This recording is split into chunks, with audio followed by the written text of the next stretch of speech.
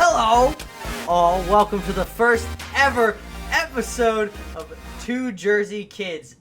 I'm your host, Adam Buckingham, with also my co-host, Gary. What's happening? The man, Seisel. How are you doing today, sir? I'm doing quite well. Just kind of chilling.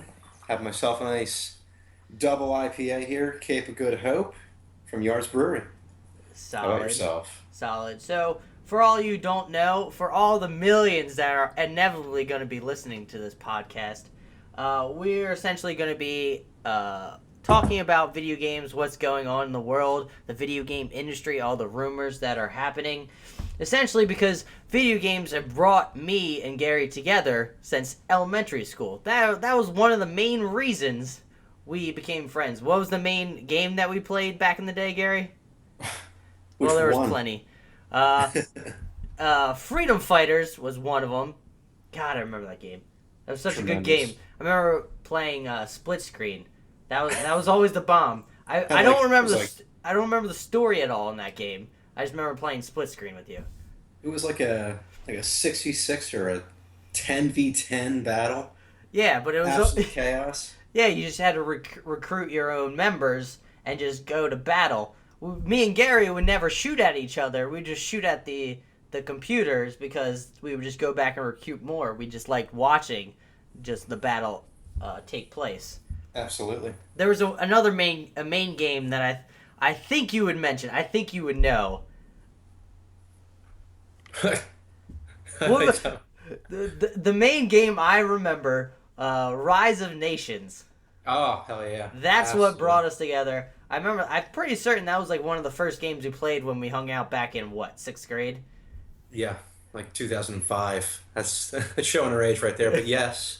Yeah, the game was absolutely fantastic. We're not that old, folks, okay? I think he's just exaggerating a tiny bit. But I tend to do that on occasion.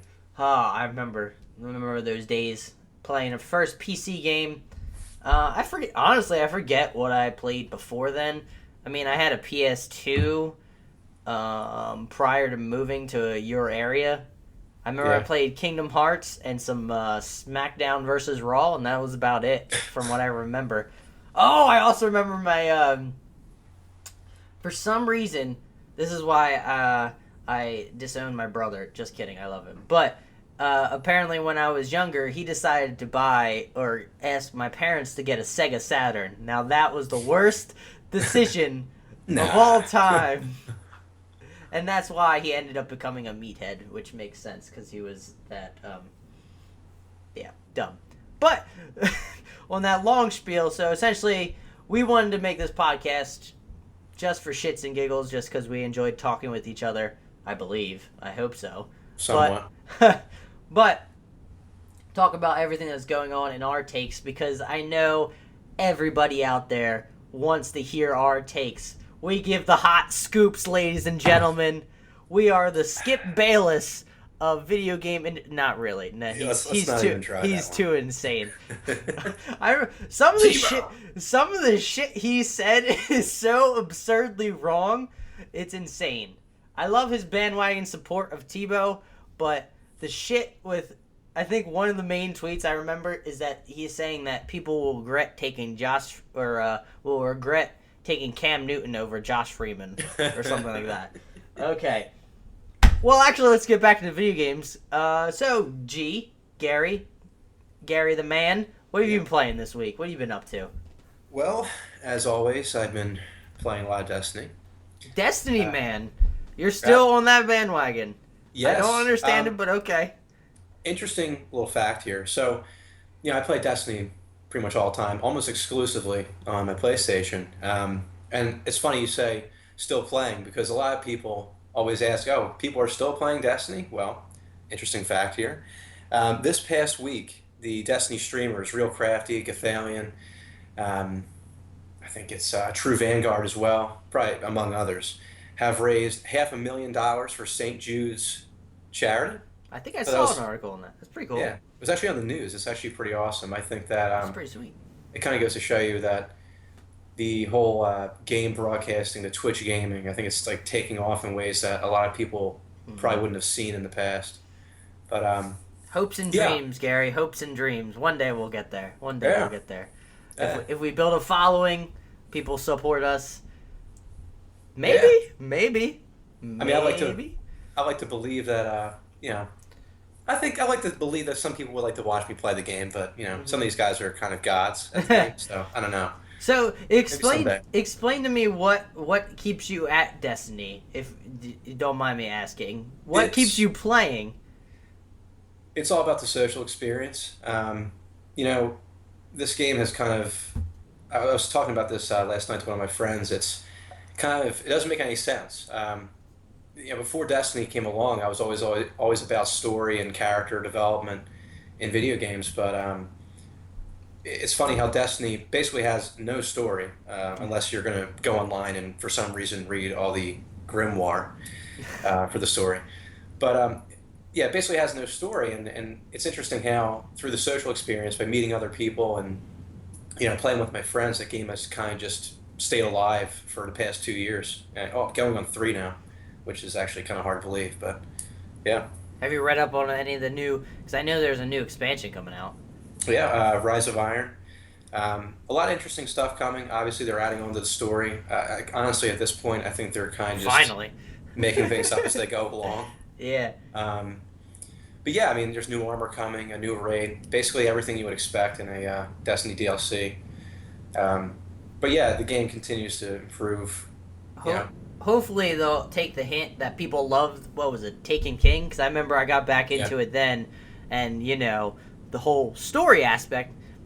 Granted, I know it's more of a social thing going around. Once you get to a higher level, it's more of just grinding. But to get there, you need that story to pull you there. This is not Destiny is not a WoW game where it's just so vast that you can just get lost in anything you're doing and not care about the story. This is more smaller, the shared shooter, as they said it when it first came out. Yeah, I'd say that.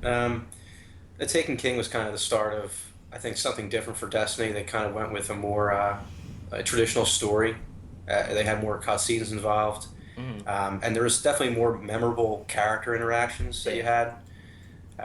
So I think that was a huge step in the right direction for the game and honestly the franchise. So we'll see, I think, where they take this going into Rise of Iron, if they continue down the same path, which I'm almost positive they are. But where they're going after that, I think, is also going to be interesting to watch. Destiny 2? Yes, I'm excited to see that. But I'll be buying. The fact that they're finally putting story, it just baffles me, since they were the ones. For all you youngings out there, which blows my mind that I have to say this, if you don't know who Bungie is or where they came from, that's insane.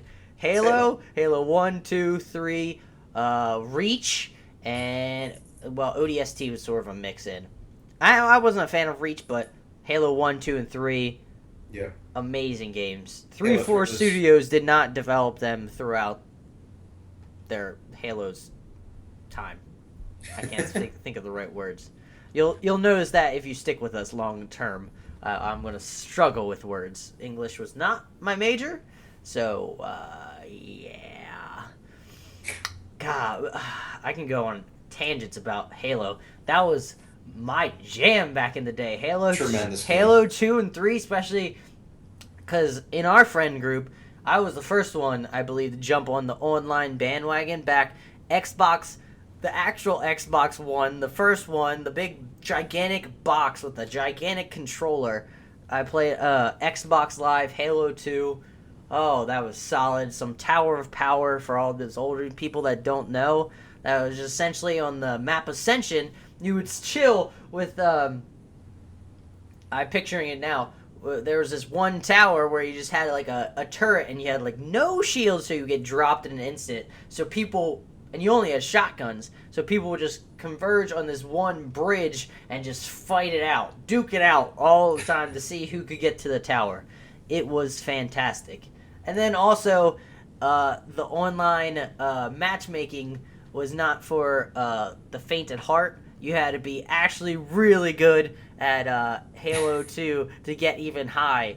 I think my max was, I got to a 32 which is insane back in the day. I guarantee you, if that came out now, I would not get even close because I realized my skills since I was like young, like my reflexes have like severe. Yeah. It started declining and declining. It's sad. It's sad. It's very funny you say that because when I would come over to your house, we would play Halo 2, or I would watch you at least, and I would play and do absolutely horrendous. Can I interject real quick? I was a little shit when I was younger, and sometimes I would not. I would want to play for the whole match, and then apologize. No, but I remember playing, and it was like I was absolutely terrible. I had absolutely no awareness, honestly, it all came from the fact that I never had any sort of real online PvP experience. But it's funny how you say that your skills have diminished. In my case, anyway, I feel like over the years I've gotten better than I ever could have imagined, and it's interesting how that happens. Humble brag if I ever seen one, folks. Hey, brush your shoulder off, G. Brush your shoulder off. Never said I was a god. But I did say that I've gotten better. I would like to attribute your amazing gameplay of first-person shooters is thanks to me, because I feel like I got you into that sphere. You probably would have gotten there eventually, but I pushed you along quicker. That's true. Watching Halo 2 and Halo 3. I could wreck you in those games, but nowadays, you would crush me. I would hold my own in Call of Duty, but I could not keep pace with G over here. Just because you spawn, get shot in the back. Spawn, get shot in the back. That's what the game's all about now. It makes that game has gone so far down the tubes over the years. We can go hours on Call of Duty. Yeah. I used to play the game religiously, and I was, again, talking about this last night to somebody. I used to play the game religiously, and I can't for the life of me understand how I actually played. I mean, I had so much patience back then to kind of be cautious, walk around the map, cautiously and around every corner. That's why you ended up with great KDs back in the day when we cared about it, is because you had this thing called patience that not many people have. Like when it comes to Destiny, I still care about kill to death. That still matters, but I just can't imagine spawning today. Like I'll spawn in Destiny, all of a sudden I get shot in the back and I'm dead. Didn't even see the guy, just got killed. I can't imagine going back to that. But anyway, Battlefield 1, that's coming out soon. That's the next shooter that I'm excited about. The next Call of Duty, I was sort of excited, and then it's that I looked at more video. Seemed more generic Call of Duty. We'll wait and see. I'm sure it'll still get good reviews because, let's be honest, the gameplay in Call of Duty is still freaking solid. But I'm excited for Battlefield 1 because it looks like a return to back when I loved it in Battlefield 3 days. Destructible areas. None of this BS things going on like Battlefield Hardline where there's basically with like a skin. And then Star Wars Battlefront. I didn't even play it, but I just it frustrated the crap out of me. The fact that there was no storyline and it seemed like very, very thin, and it seemed like classic EA playing into their hated roles. I actually got that game for Christmas because I figured No, you did. I didn't know. Yeah. I really didn't want to spend the money on it because I figured it would be exactly what I thought it was, and unfortunately, I was proven right.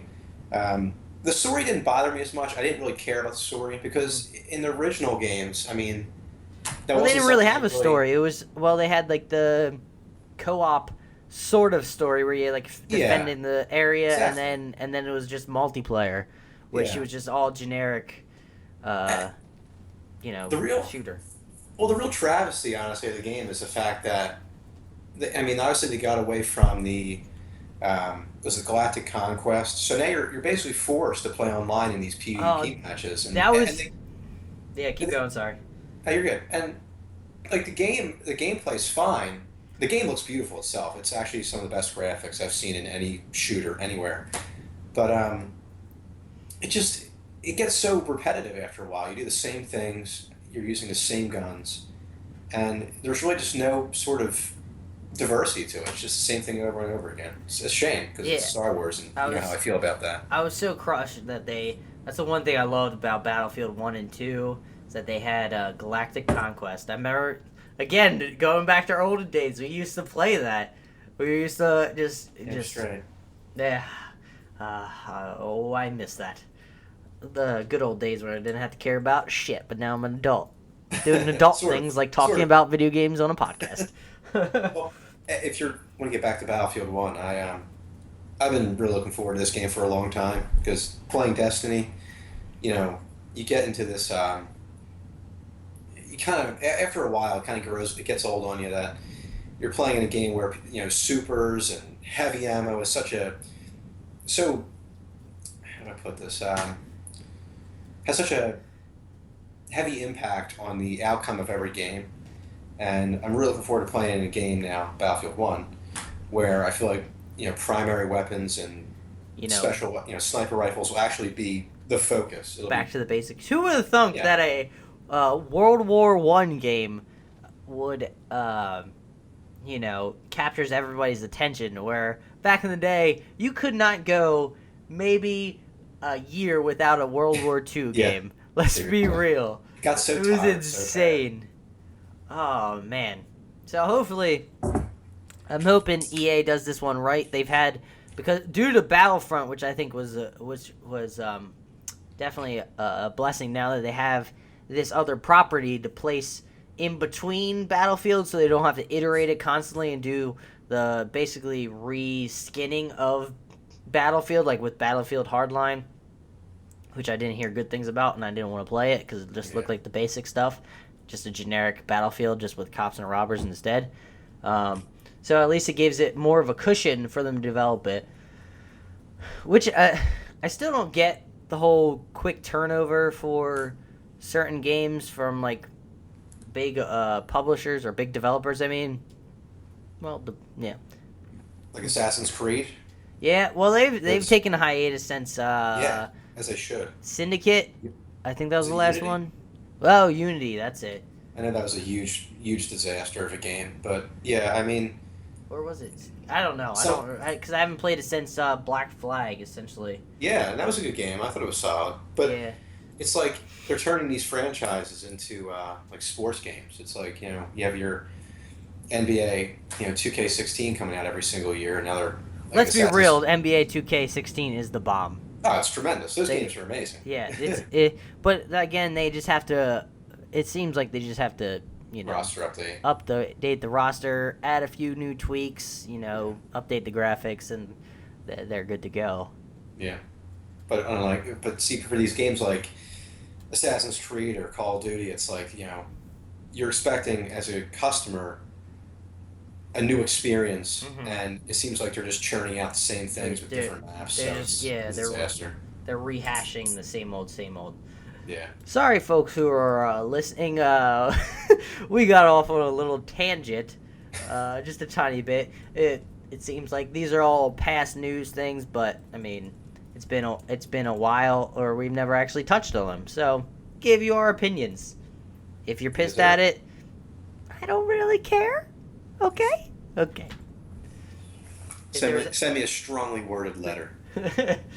That's one thing I would like to do in the future is like, if people start listening. I mean, when they start listening, I would love to read negative reviews on air, just because I think it would be funny, and positive ones too, because you don't want to leave out the positives, because sometimes people in America, or just in general, like to focus on the negatives when there's a lot of positives to go on. So, yeah, do both.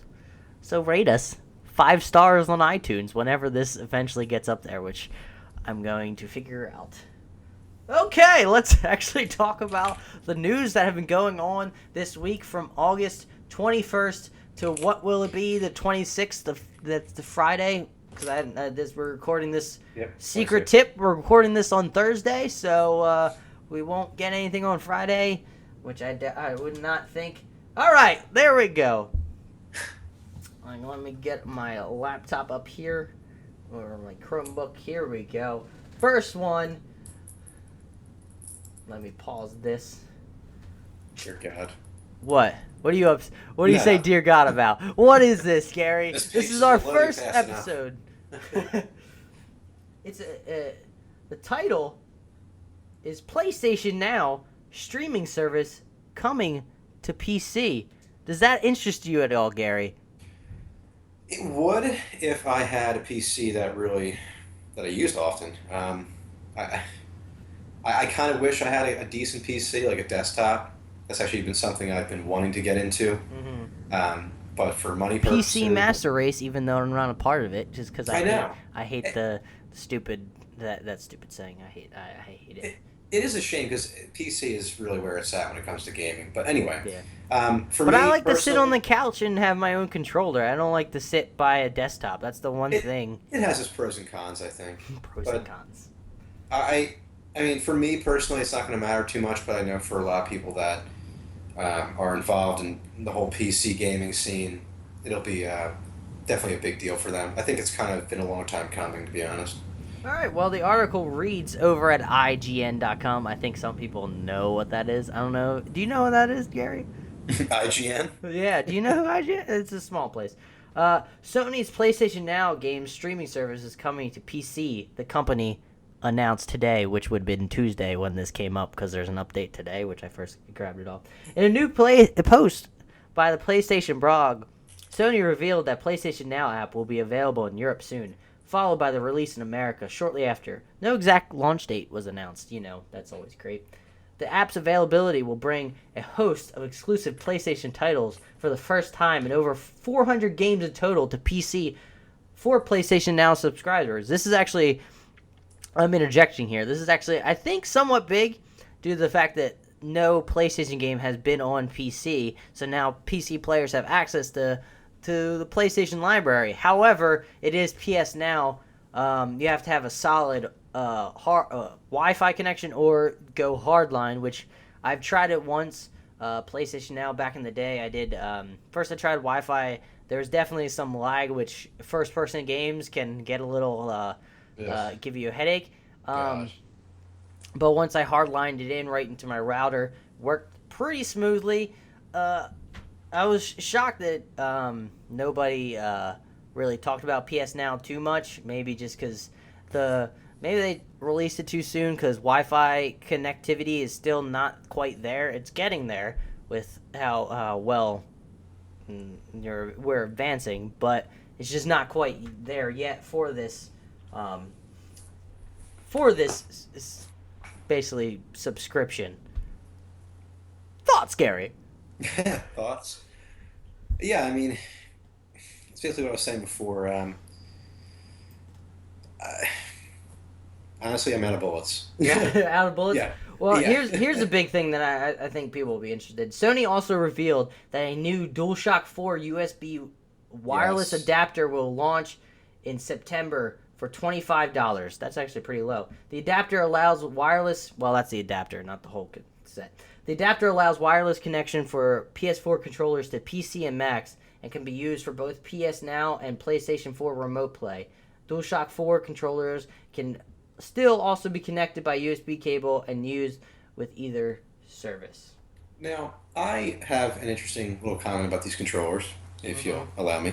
Sure. So, these DualShock controllers, apparently, with the new PS4 Slim is coming a revised controller. Now, I'm hoping, I've been waiting for the longest time for Sony to follow in the steps of Microsoft, where they create an elite controller, because I feel like over the past, I don't know, year, I've gone through like 6 controllers, and granted, I don't throw all these against the wall, okay? So it's not like Funny you mentioned PlayStation 4 Slim. We'll be getting that to the end with the big topic. I probably should have mentioned that to you, but keep going. Well, no, but like I'm saying, I hope that in the future they create a controller that maybe lasts a little bit longer. I feel like some of these controllers, like I've just been blowing through them. Like I think you play like first person shooter games too hard, and you destroy their analog sticks. Because mine, I still have the same 2 from launch, and Jesus. they're going well. Yeah, Maybe I just have delicate hands, I wish I had them apparently, because I'm just like destroying everything that I own. I don't know. $60 down the drain All every right. Topic month. number, well, not topic, but article number 2, rumor number 2, whatever you want to call it. I'm still working it out. This is interesting being a host. I'm not used to it. Over at Kotaku, have you heard of Kotaku, Gary? Of course. They're ones. They've been the ones that normally break a lot of these rumors. I should change my mic so I'm not like craning my neck every time I try to read this. I'll fix it for later. Titanfall 2 is getting big changes after fan backlash. You been hearing about this, Gary? Last weekend, Respawn Entertainment held an open technical test for multiplayer shooter Titanfall 2 on Xbox One and PlayStation 4. Did you take part on that? No, I have not. I meant to, but I was busy over those 2 weekends. I'm pretty upset because I was so... Seeing Titanfall 1, I was so excited to play it. Unfortunately, it never came to PS4, which I thought it was going to, but, you know, that was me being naive. But now Titanfall 2 is coming to PS4, so I'm excited. However, for an EA game, it's releasing, I think, a week before Battlefield 1, which I feel like you're just shooting the game in its foot. This is written by Heather Alexandra. I enjoyed my own time with the game, but other players were a bit more concerned. Now Respawn is responding to critics and discussing new changes coming to the anticipated sequel. Major community feedback included animated discussion here at Kotaku shows that many players of the tech test were underwhelmed by what they experienced. In particular, players of the original game voiced dissatisfaction with key changes that altered the game's pace in relation to the original. A major change from the original Titanfall came in just how often players were able to leap into their giant robots. The original game used a timer-based system that would slowly build and give players access to their mechs. Titanfall 2's test boasted a kill-based system that slowly built a player's defeated enemies. Combined with rather large maps that made it hard to find opponents, this meant that players did not get to use their Titans as often as original. Luckily, it seems that folks at Respawn Entertainment has heard this particular concern. The kill-based system is being tweaked to also allow players' Titan gauge to fill some over time. They continue to say, quote, "We observe the problem that players can try to play the objective but fail, resulting in slower than intended Titan acquisition."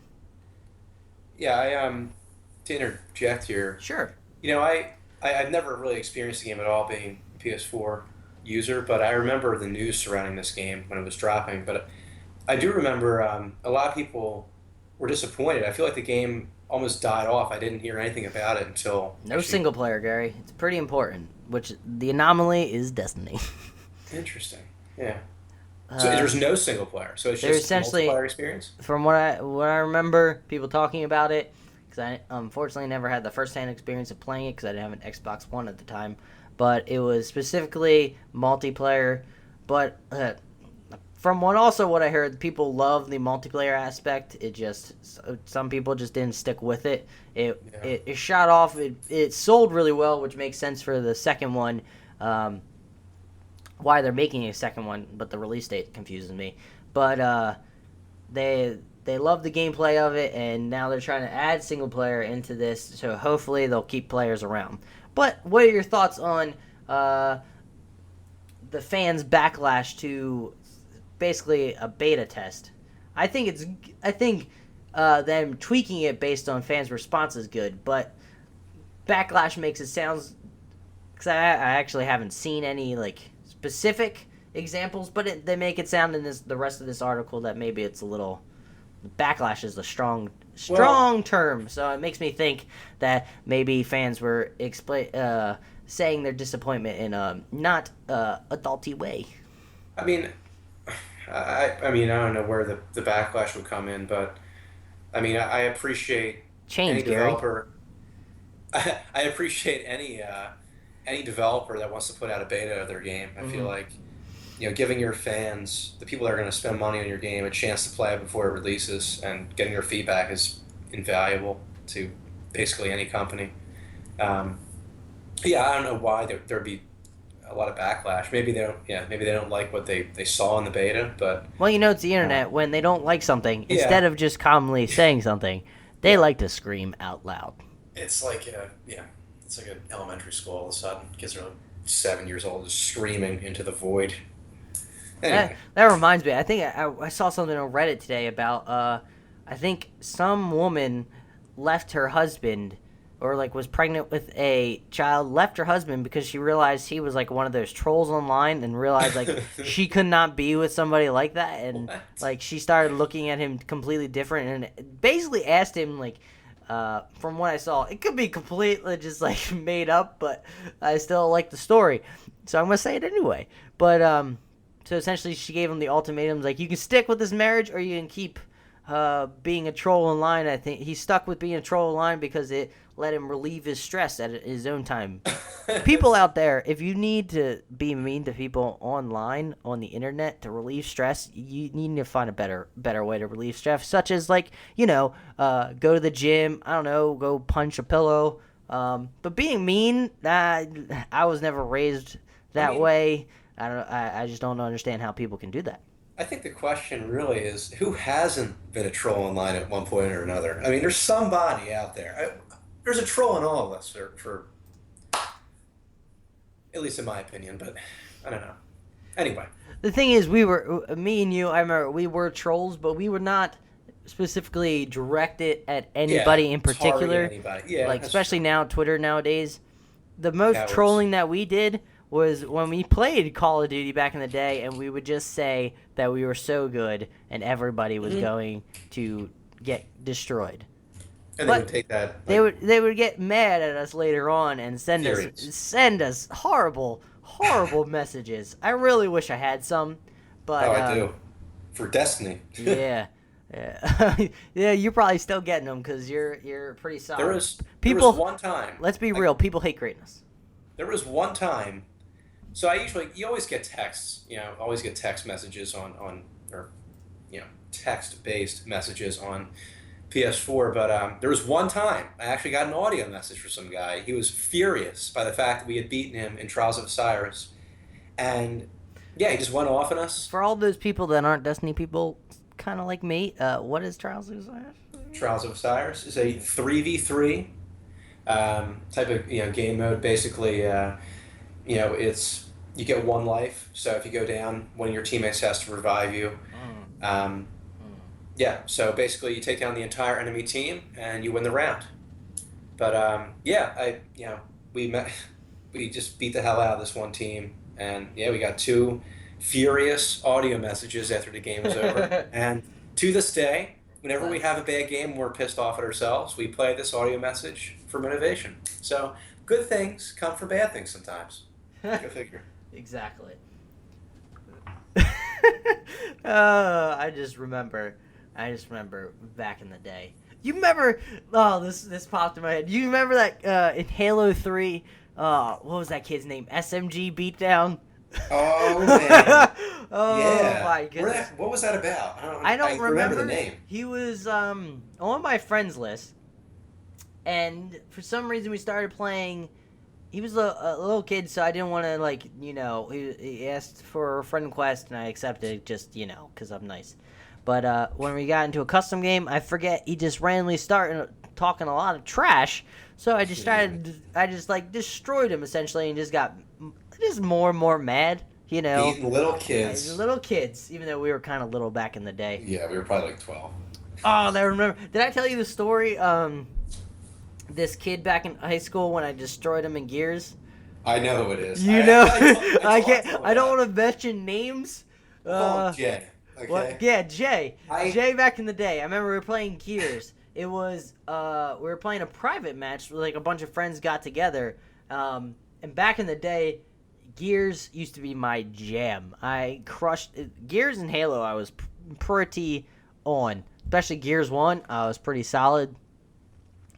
Back, if people remember, Gears 1, there was a glitch on the map, Gridlock, where you could essentially crab walk, which essentially meant you could do the sprint. So you would crouch down and sprint and run. So the other team kept trying to use this crab walk glitch against my team in, like, the private servers, and I never really went out of my way to figure it out, how to do it. Didn't really help them because I ended up, well, not me specifically. Well, our team ended up winning, and I kind of crushed them because no matter how fast you move, I was still going to just hit you, and it doesn't matter. You have to be able to aim and hit properly. And I just remember this one kid, Jay, got so angry at me. I think he created up a new curse word, or whatever you want to call it. I don't condone saying it just because the first part of it. But he ended up calling me a fag nerd, whatever that means. I think it was a combination of, and nerd. Even though nerd is sort of a compliment. Just because, I was crushing him. It happens. It happens. People get upset due to greatness. I am definitely saying that I was great at the game. I'm not Now, being humble. I was amazing. funny story on that note. I actually talked to this kid about 10 years later, and I mentioned your name. Did you really? And he was like, wait a minute. He's like, I remember that kid. And I was like, you remember that one time? I'm not even kidding you. We're out by the pool, just talking, casual conversation. And I'm like, yeah, I heard an interesting story about you guys playing online, Gears of War. And he's like, oh my God. And he's like, yeah, we were like threatening each other and everything. Yeah, he has since apologized and is quite embarrassed by his behavior. So I will throw that in there. People do mature. I didn't apologize because and I grow wasn't up. doing anything wrong. Okay, well, of course not. You're perfect. We all know this. No. When he started getting angry, that's when. You gotta Here's the hang thing, them on. with me, when it comes to something I'm really, really good at, which I think everyone, it's kind of like that. When you're really good at something and you know it, and you know you're better than somebody, you are going to 100% egg them on. You are going to gloat, and that is what I did. Because in a game when you want to win, the best way to win, especially if they have solid skills, is not to just beat them, but beat them mentally. Even in video games, just Break their will. per se. But when you get them so angry that they're focused on you, trying to get you, they make dumb decisions, and that's when your teammates can destroy them when he's trying to attack you. It's basic. But then I wouldn't egg him on by yelling and cursing. I'd be just calm, cool, and collected. Just say, yeah, I'm better than you. Deal with it. That's just what happens. I can't see that happening. You doing that? Yeah. No, of course but not. Kids, learn from us. Being calm and saying you're good is better than screaming into the microphone. For God's sakes, please stop doing that. Indeed. All right, moving on to the next one. It's probably going to be a quick one. The games drops for Xbox Live Gold. I don't know if you know this, G, since you're just a PlayStation player. But Xbox Live also has the same thing that PS Plus does. They drop free games every month that you still never partake in for some reason. I have done that. NBA 2K16 is on my console. The one Free. sports game. Damn straight. Because there's some solid games that came free you missed out on. I remember PS3 era. I tried to get you to get Battlefield for free. It was only... The PlayStation Plus was a paid service back then, though. It still is, man. Well, yeah, but it's different because I have to pay to be on... But you would when pay, PS3 was free online. If you tabulated the amount of free games you got in solid games, Yeah, you'd be probably. set. Battlefield 3 in general is enough for it. Then there was I wanted to say Lord of the Rings, but that's not it. Tomb Raider, the original yeah, Tomb Raider. There was Borderlands 2, I believe. I missed out on that one. That's for sure. There were so many. I don't know when the next Borderlands is going to come out. It'll be announced eventually. Oh, also, if you people don't know, we are not insiders yet. We will be in a year's time. If you follow us and you support us, we will be the greatest thing ever. 2 Jersey Kids. Remember, follow us on Twitter at 2 Jersey Kids. I think it's just the letter or the number 2 and then Jersey Kids. I don't remember. That is correct. That is correct. Or you can follow me, Adam, at Buck Shoots Back, or Gary at Scavenger, or at Real Scavenger 18. Sorry. Yes, sir. But back to what I was saying. I got on a tangent. So for Xbox One, this I guess Kickstarter project, I think, Earthlock Festival of Magic. Haven't really looked anything up. The box art's kind of cool. And then Assassin's Creed Chronicles China, which is a 2D Assassin's Creed game, which, again, I haven't really heard great things about that either. I think it was it was an average score on IGN, So 2 words: franchise fatigue. and then this is essentially for Xbox One too. Now that Xbox 360 or Xbox One is now doing backwards compatibility or getting there. So it's Forza Horizon, which is a solid racing game if you're into that. I've never been into racing games unless they're super arcadey like Burnout Paradise.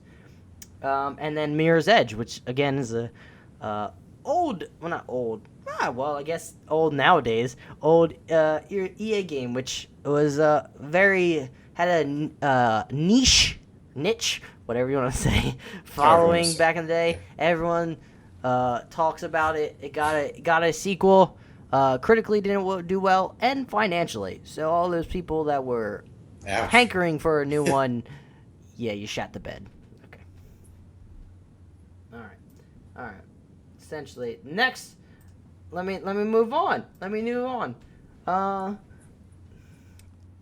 PS Plus is about to get more expensive, Gary. Did you know this? Unfortunately, yes.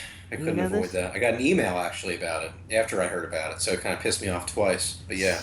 So they're essentially raising the price to $60 a year. $10 price increase. But again, still not that much for the service. But that's just my opinion. What do you think, Gary? Yeah, I mean, for me, it's not going to affect me at all. I'll pay the price, whatever. But you'll pay the piper. I'm sure. Yeah, I'm sure there's. To play your destiny, you are going to bite the bullet hard. Yeah, you bet. But yeah, I mean, for some people, I think it might make a difference, but I don't know. It depends. I mean, obviously, there's some people that are going to not be able to pay that price, but I think for the majority of people, they're just going to bite the bullet and spend the money anyway. So, and in theory, the more money you spend for the service, the better service you should receive. In theory. Notice I said in theory before that. So hopefully that's the case. I don't know. We still have yet been able to change our goddamn names. Well, that's the reason why I still have Scavenger18 as my username. I made that username almost 10 years ago. I hate that username, but you know what? That's who I am now. I'm accepting it. Yeah. I'm Scavenger18. Yeah, and I'm stuck with, what is it, Italian X Mafia 92? I don't want that. I don't want that shit. Part of the problem, though, is that what would I change it to? I don't know what I would change it to. I think I would do a pun with my last name and do bucking Italian, because I am effing Italian. How clever. It's so simple, but yet works. My last name can be used as a pun all the time for the F word, fucking, and it's brilliant. Buckingham. That is the least Italian last name in existence. Well, I am partially Italian and partially English, Gary. Yeah, I dig that. The reason it's the least Italian is because it's not Italian. All right? Okay. All right, next one. A game that's close to my heart because I love it. I need to get back into it, even though I'm afraid getting back into it, I will not be nearly as good as people nowadays. Overwatch's first big tournament gives out $100,000 in prize money, according to Kotaku. Heather Alexandra, again. Overwatch's first major international tournament was held over the weekend in Cologne, Germany. Hosted at Gamescom, Europe's latest games trade show, the ESL Overwatch Atlanta Showdown saw competition from 8 pro teams with a prize pool of $100,000 in the balance. Professional players busted out their best tracers, that's a person in the game, and the most badass Genji's another person, and fought for glory. Essentially, there was 3 or 4 North American teams and 4 Europe teams. Essentially, at the end, I forget who won, because let me look. In a nail-biting final round on the King's Row, Rogue was hard-pressed to answer Reunited, but managed to push down to the objective with less than a minute left on the clock. Taking the match and the tournament, they brought home a grand prize of $40,000 and go down in games history as the first international tournament winners. Cheers, loves, you earned it. Now, I feel like Overwatch is the next, it's a pretty great esports game. The next greatest, I feel like. Just the fact that it's more objective-based than Call of Duty, just kill death based. Essentially, Overwatch, if no one's played it, you just have objective. Most of the time it's either capturing a certain area or it's moving a a movable car to specific points on the map and opening them up and moving forward. So you have tanks, you have supports, you have attacks, and you have mostly defense like snipers and turret placement guys. It surprisingly takes a lot of you gotta work together. Yeah, coordination, that's the word. Again, I suck with words. It takes a lot of coordination and working with your team, because if you all decide to be Reapers, which has happened before, or Winstons, which has happened before. Winston is a gigantic gorilla, if you didn't know. But like Reaper is the guy with double shotguns that can spin around and shoot a bunch of people. If everyone's Reapers, that does a lot of damage, you're still going to get destroyed because you guys can't get through the tank. You need a tank to soak up that damage. You need a support to help the tank and help everybody else. It's a whole team sport. And that's why a lot of people that aren't good at first-person shooters love Overwatch, because they can be those support classes. They can be the ones that heal. They can be the ones that tank and just soak up the damage. My personal favorite, I love Hanku, who's a sniper bow and arrow person. He's hard to use, but I love him because you get instant kills when you hit somebody in the head. And then also Roadhog, which is a gigantic big person with a big pig tattoo on his belly, and he has a gigantic hook, like in Dota. I forget what the guy's name is, for all those Dota fans out there, all 10,000 of you guys listening to us right now, because we're huge. But yeah, he has a hook. You grab people, pull them in, basically destroy the younger people. Or not younger people. Destroy the lower health people pretty easily. It is fantastic. But yeah, that's my 2 cents on Overwatch. That, because I know you haven't played it, Gary. You are missing out. I really wish you did play it, because then I would have somebody to play with, and then we would get lost forever in it. We would not do this podcast anymore. I'm more of a lone wolf type, but I do think that we seriously need to find. I hope Battlefield 1 brings us back to playing games together, like Call of Duty. It should. It should. We got a lot of people lining up to play that game, and I'm sure many more out there in the world. I'm excited for the hectic nature and us just going insane with getting shit blown away. Engineers for life, baby. When we blowing up vehicles and there's no tomorrow. Watch. Yeah, I remember playing. What was it, Battlefield 3? That was the pinnacle, I think. Yeah. Just chilling in a house, then all of a sudden a tank rolls by, finds you, just starts destroying the house, and you have to run out and jump out. Or like, that was also Battlefield Bad Company 2. That was solid. Yes, sir. That was a solid game. All right. Any other opinions on what I was talking about, Overwatch? Any thoughts? No, let's keep moving on.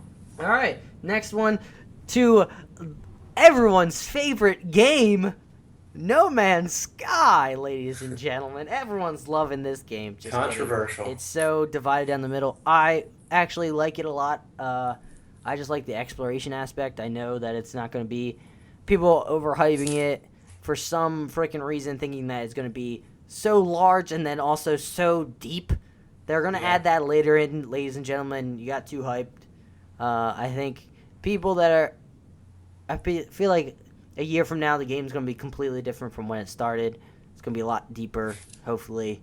And you guys will finally get the game you wanted, but unfortunately, that's not what's going to happen first at launch, you naive bastards.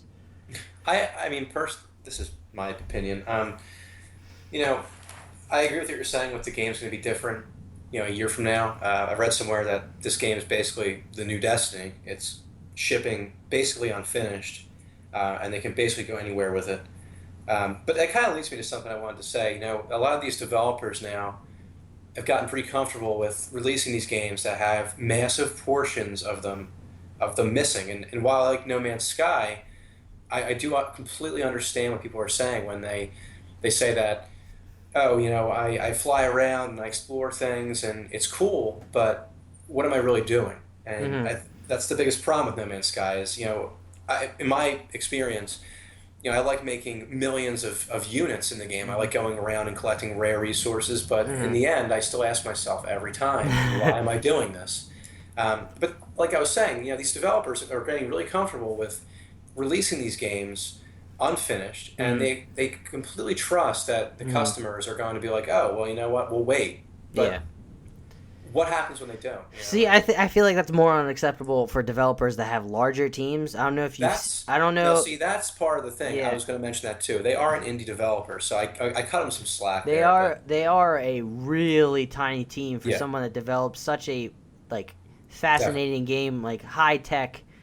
It's that's an understatement for how crazy this yeah, game is, for how many planets there are. I don't know if you know the game prior that they developed. You should look it up. It's called Joe Danger. It's yeah. essentially just like it looks like Trials, but just cartoony version. I don't know if you've seen Trials, it's like the motorcycle game where you're just 2D. And they went from that to this. I Yeah. think the main Quite the issue, leap. yeah, I think the main issue was not on their part. It was mostly, I feel like, more on Sony's part for the way that they push this game. The constantly E3 showings. The main guy, what was his name? I can't remember his name. Sean Murray. Sean Murray. Yeah, he looked uncomfortable on the stage because he didn't really want to be there. He wanted just to keep working on the game instead of talking Yeah, about it. And they then hyped up the game way too much. That's for sure. the fact that they let the game people's imagination run wild. They should have waited. Like again, I feel like nowadays they should just wait, like Fallout 4 style. Wait 6 months before announce, hey, this is coming out now. That's all the hype you really need. You Yeah. don't need like multiple That's years to get people's like imagination running wild and then get disappointed. Yeah, I completely agree with that. I also think that this is kind of like a counter argument, I guess if you can call it that. But like with like to go back to Destiny, one of like I have a problem with the fact that like all these companies now, like there's nothing left to the imagination. These companies like disclose their entire game right before it releases, so you know what's happening, you know what's coming, you know what's going to be in it. Mm-hmm. I think what the allure to No Man's Sky and what led to such hype was the fact that it was kind of mysterious. Like people didn't know what to expect, people didn't know what it was really going to offer. Unfortunately, there wasn't as much there as a lot of people wanted. But obviously for people that like exploring Mm-hmm. infinitely, so to speak, it's obviously a dream come true. But Yeah.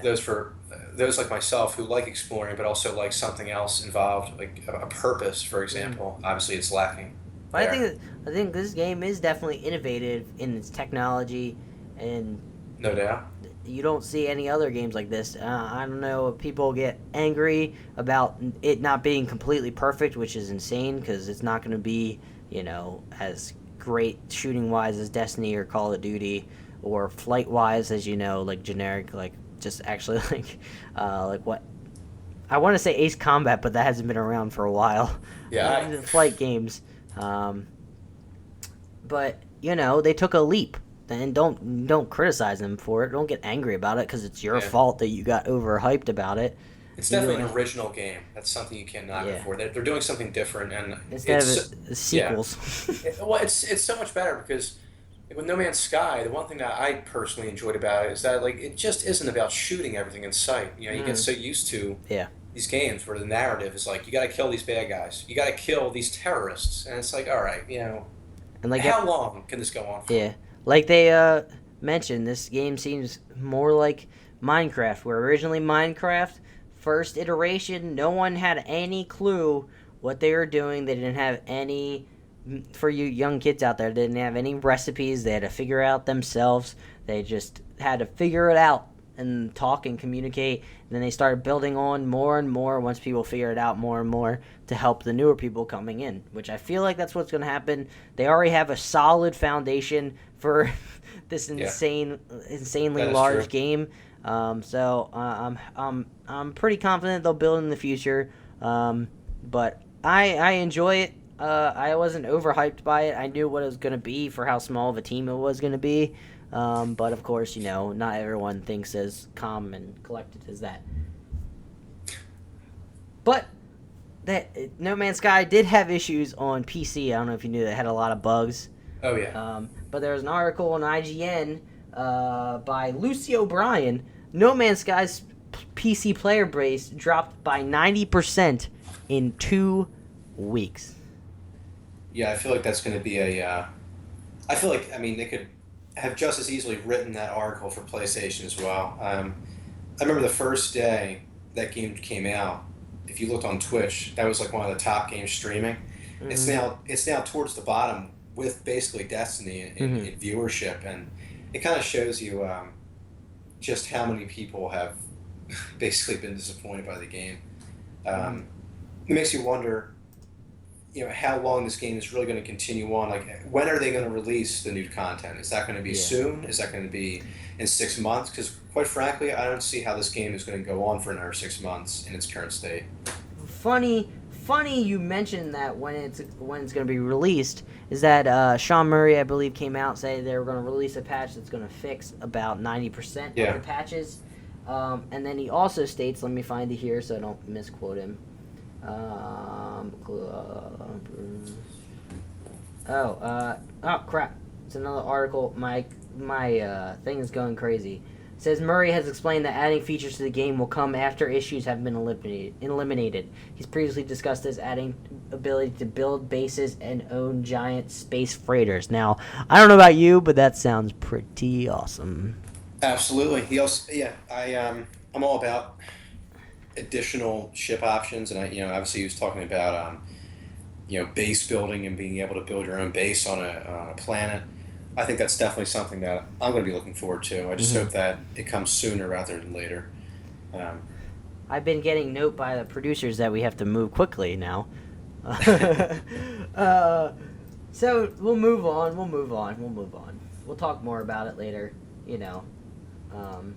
Fun fact, Gary. I think we should maybe start it as soon as possible so we don't run into these issues in the future. yeah. All right. So big thing over at Kotaku. Jason Schreier, who, if you listen to any normal video game podcast, especially PS I Love You, which I honestly love. I love those guys. Kind of funny. Woo. Apparent PS4 Slim leaks on auction site. Did you see this, Gary? I have actually. I saw the design. I like the design. I know it's some people are a little put off by it, but I What, like people the. on the internet? Oh yeah. Well, you can't please everybody, obviously, but one of the things like that I like about the design is the matte finish. I know this is kind of like Mm-hmm. it's all aesthetics. It doesn't mean anything, but I can't stand it. Like, I love the way the PS4 looks. I like the shiny portion of it, but it gets scratched up so easily. So That's personally, I like that matte look. I don't. Prevents that. Like, here's the. I just had this inkling because I know. Do you know that they're going to have a PlayStation meeting on September 7th and Yeah. essentially going to Yeah. be announcing something? Well, assuming since the leak, PlayStation 4 Slim, which looks about roughly the same size as PS4. I'm guessing it's just new Yeah. maybe new construction kind of I think it's to quicker hardware as well. to then lower the cost of manufacturing because the rumors of them announcing the PlayStation Neo, which is supposed to be a step like a quarter step compared to the Xbox Scorpio, which probably I think took PlayStation by surprise. The fact that the Xbox Scorpio looks like a leap compared to Xbox One, where it essentially looks like it's going to be a new console generation. I don't know if you've seen that, but Yeah. Xbox Scorpio looks insane hardware wise. So this leads me to my conspiracy theory. You can quote me here. I'm going, and I expect 10,000 followers after I make this bold statement, and it's going to come Comes true. Because why? I just don't get why they would announce two consoles, like two solid consoles at the same place. I just have this weird feeling. Like, I just don't get it. Just seems out of place. Like, you're announcing, hey, there's this console, but in a year you'll get this beefier console, or like in a few months you'll get this beefier console. So what leads people to get the Slim? It's gonna have to be somewhat cheaper, but is that gonna lead anybody to buy it? Like, what's the point? I feel like you're just shooting yourself in the foot. That's why I think Sony is gonna do the crazy out there thing, and instead of actually making a hardware, or not hardware, instead of making a normal console, they are gonna take the NX route and make a handheld. Yeah. They're going to make a new Vita. Vita Island relives. Everybody loves Vita. I love my Vita. Hallelujah. Hallelujah. I had to agree. I mean, with the whole, I don't Shooting in understand the the point foot? of it. Sorry to interrupt, but You're good. it's kind of annoying because with PS3, when I first got my PS3 years ago, I guess I bought the PS3 like about maybe 2 or 3 years in to Once it its became life a Slim. cycle. Well, no, I still had the fat version, but it was, obviously improved over the very, the originals. Surprisingly, I had the fat version for the whole generation, Yeah, and it never died on me. but like with the PS4, I got that pretty much as soon as it dropped. Like I got that very, Yeah. like it was holiday season. I got it for Christmas, and you know, it's a little frustrating now, like a couple years later, to suddenly see like, oh well, we're releasing this new version of the console that's going to be doing things better than the Yeah. version you got 2 years ago. And it's like, I understand you got to make money, and they're going to make money. People are going to They're buy trying to this. do like the phone landscape. It's exactly it. It's like the Apple model. It's like I let's screw as many people over I consistently I, as f- possible. I feel like that's not the best model for consoles though. I No, feel like absolutely not. the best route they should have realized is that making it more, like PC, where it's more modular, where you can interchange out parts, make it more powerful, Yeah. make it more like a smaller end PC where you can still play it as a console, like on the couch. Make it easier that way instead of if you're gonna make it these smaller generations. Say now it's gonna be like what 4.5, like halfway between, Yeah, and I not like a agree. huge leap like the Scorpio, which is going to be. Why not make it modular where you can then increment it later on? You don't even have to do like specific, like what is it, AMD, Nvidia, like graphic cards. Maybe you release your own graphics Yeah, card a PS4, great. Yeah, exactly. that specifically works with that. I feel like you then make the profit off of that if you make it properly. Not hopefully they don't make it like the PS3 where it costs an arm and a leg to finally buy it originally, day and Yeah. date, selling it at under a profit apparently. I found out. Okay, for all those people out there, you want to know what's coming out this week? Well, I'll give you a few games that are coming out this week. If you're all interested and curious. The main one being the top of the list, Deus Ex Mankind Divided. This comes from, I just picked these off of what's releasing this week on IGN and then their summary, so this is not my original thought. Don't sue me. Deus Ex Mankind Divided is the next generation evolution of the futuristic stealth action RPG series. This is the first game in Deus Ex universe multimedia project and endeavor to create multiple productions, including games, minigames, books, graphic novels, and more, to set in a bleak cyberpunk world. Not gonna lie, I've seen videos of this. People playing it. It looks good. What was it? The last one was Deus Ex Human Revolution. I started playing that. The one thing that put me off on PS3, it was actually a PS Plus game for free. That's a shot at me, by the way, guys. But one thing that threw me off, I just didn't like the color scheme. It was a lot of black and yellow, and I was not a fan of it. It just seemed off. This new one looks more actually like a normal color scheme. I know it sounds weird, but some little things sometimes put me off where I kind of want to get into this game eventually. I don't know when, because again, we're not insiders. We don't get games for free. Not yet. But, yeah. Next game I actually played this week, and it's pretty good. It's called Inside for the PS4. It was originally on Xbox One. Now it's coming to the PS4. Inside is the second title from Playdead creators of the breakthrough game Limbo. Did you ever play Limbo, Gary? Unfortunately, I have not. That game is literally on every single console hardware. You can get it on an iPad for all. Play it. Oh. It's good. It's an action. It's a puzzle platformer, which is essentially what this Inside is. You're just essentially hunted and alone, and a boy finds himself drawn into the center of a dark project. Now, this game, great, fantastic. The ending is kind of confusing, kind of weird. It's definitely 100% weird. You'll be like, what the heck is going on right now? I don't want to spoil anyone for out there. I'll talk to Gary about it afterwards if he's curious. It's very interesting. Hopefully, eventually, once we get so much support from you guys out there, we'll start our own, like, YouTube channel. Then we do reacts. We can play, do kind of funny, or not kind of funny, wrong channel. We can do two Jersey Kids plays, do specific, playing games all the way through, or previews, or whatnot. Do spoiler reacts, All right. Yes, sir. Yeah, that's the dream, ladies and gentlemen. So please listen to this podcast. Do it. Yes. Next one, Metrico Plus, PS4, PC, Xbox One, PS Vita. The Vita. Metrico twists the business world against itself with atmospheric puzzle action gameplay centered around an overload of infographics. The beauty of this aesthetic now challenges you to escape as the players proceed through a unique infographic world. Metrico Plus features stages remixed over original release with lots of new content, revamped story, and enhanced graphics. I feel like I've seen this already on PS4, maybe it was PS3, but yeah, it looks like it's just a rehashing of it. It looks like a cool art style. I don't know. I haven't heard anything about it. Then, I would read the synopsis, but I think everyone knows what this is. Madden NFL 17. I think you know. I normally Foosball? Yeah, the football. I don't know if, I haven't been drawn to get Madden. The football fever hasn't hit me. It may be when it drops in price. I don't know. I just, for some reason, EA Sports is a disaster. It just, sometimes I just not feeling Madden. Sometimes I get it every 2 years.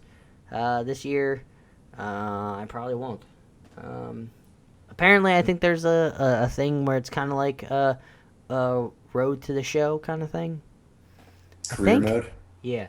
I think there's normally career mode, but it's more... No, not Road to the Show. It's the NBA 2K16 one. Oh, God. Is Spike Lee doing that, too? So it could be an absolute disaster and train wreck? Yeah, I muted all of that and skipped it all. I did not listen to that. And finally... That was so dumb. It's like they know how to make the career mode already. They know how to make it right. They know how to make it good, and yet they throw Spike Lee and his movie into the career mode, and it's just a complete mess. I feel like that's a thing that drew down the ratings because the gameplay in general is fantastic. Yeah, amazing. That story mode was garbage. Why would you play the rookie season only 8 games when your player? You can't level up your player. He's garbage. He only gets to a 55 at max. What is this BS? My problem, starting off, is that it's not my story. It's let me throw this out there. It's frequency vibration story. Okay, who the fuck thought that was a good idea? What kind of name is that? It's like, what kind of nickname is that? That's not even a good nickname. No, it's like, it's career mode, but it's actually this guy's career mode. You're just kind of like playing it. Like that's not my career. It's frequency vibrations career. Makes no sense. 0 out of 10. Go to 0 out of 10 for the whole game or just that area? Oh no, yeah, just that area. But dude, Spike Lee, just don't do it again, please. For the love of God. Finally, everyone's favorite game, Worms WMD. You gotta love some Worms, Gary. Do you know what Worms is? I, unfortunately, again, do not know what that is. You don't know what Worms is? I have not played it. It's the classic, how do I describe it? You ever play the old games where it was just like a bunch of tanks and you had like certain projectiles and you would launch it up? And they would come down and explode. Yeah. It's essentially that, just better graphics, and you're worms instead, and trying to launch each other off maps or kill each other, drop below health. Interesting concept. It's the fact that they're still making them shows that people still get them. So, hey, all the power to them. Niche gaming. Niche. It's niche. Niche. Actually, I don't know what the proper thing is. Hopefully, we'll find our niche. That's all we need. Screw it. Yeah. All right, so that's all the topics I have for today. What do you plan on doing this weekend? G Sizzle. Well, anything you're playing? Destiny, most likely. Absolutely. No Man's Sky. Destiny. Trials of Osiris is going to be a weekend event as always, so I'll be on there at Real Scavenger 18. You'll be fun. You'll be, I'm sure, seeing updates periodically. Fucked up by him. Yeah, I hope so. And obviously, I'll be probably jumping on No Man's Sky for as barren as that game can sometimes be, I still get a call to play that game on occasion. So I'll be there as well. See, I just love playing that game, like either talking to somebody like you. 'Cause I Yeah, remember it's relaxing. we were chatting about it like what we were doing for this podcast last week, and we spent like 3 hours just playing and chatting. I can see that game is just like putting on a podcast. You know, Two Jersey Kids. That's a great podcast you all should listen to. Subliminal advertising. That's not really subliminal. That's like right in your face. That was the joke. Yeah. Yeah, but I like just like listening to any podcast out there. There's plenty of good ones. I'm a podcast advocate. I love podcasts. Love me some podcasts. I'm glad that we're doing one. I enjoy it. But yeah. What I plan on playing, if you don't mind me saying, I have no idea. It's once you start working, that's when you got to find time to find and play. And once you do other things during the week, that sometimes takes precedent. But I want to play some No Man's Sky. I've been playing, been getting back into Dragon's Crown on the PlayStation Vita. So essentially, I just sometimes when I go to my girlfriend's and she's just watching something, I'll play it. Or if I'm just chilling on the couch and I just want something on in the background, I'll play that too. Or just play it during it when I'm just like, watching a Netflix show, but it's not really me paying attention to it. It's just like in the background, some Friends. Gotta love me some Friends. I love Friends. Is Seinfeld on Netflix? Yeah. Is Seinfeld on Netflix? No, but don't worry, I have the entire show on DVD. So yeah. Seinfeld is a solid show. It's like amazing. I love me some Friends, though. I know it's not for everybody. I'm not a fan personally, so yeah. It depends. It depends on the person. So I kind of want to get Deus Ex, but I don't know if I will. I may wait for it. I'll see what's the next thing that's coming out. It's probably going to be Battlefield 1. And There's also September 20th, Rise of Iron releasing, so keep an eye out for that as well. Yeah, something I don't care about. Because I don't play it. This weekend I may be watching some Twitch streams. Maybe I'll catch up on people out there that enjoy Dungeons and Dragons. Critical Role is a solid show. Go watch them because I know we have so many more viewers than they do. They literally have like I think 22,000 concurrents watching every single Thursday, which is insane. Jesus. Yeah, it's amazing. We'll get there eventually, I believe. This is the start of something great. I say we just have to take it, I think, one episode at a time. Our goal right now is to get to 10. Once we get to 10, we'll get to 20. Once we get to 20, get to 30. 10 episodes at a time. We'll get it every single week. We can do this. Yes, sir. And I'll be here. I mean, it didn't take me too long to put together this culmination of everything. Maybe I should close it out now instead of talking about other things on top of this at the end. Thank you all for joining us. This is the first and actually last podcast.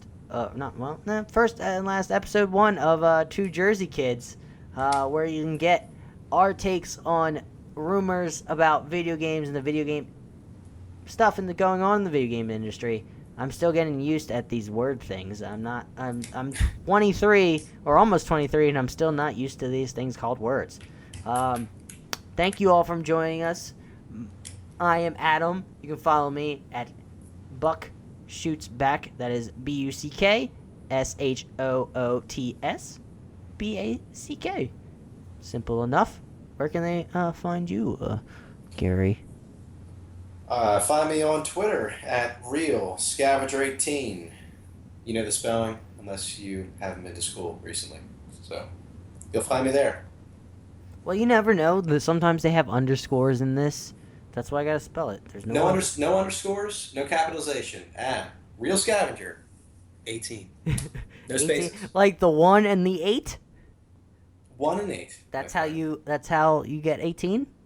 Yes, sir. Who knew? All right. Thank you again for joining us. Maybe we'll have a jingle at the end. Maybe we won't. Well, let's see how this works out for me. I don't know how it's going to go. Thanks again. You're witnessing greatness by being here on the first ever episode of New Jersey Kids. Have a great one. Peace!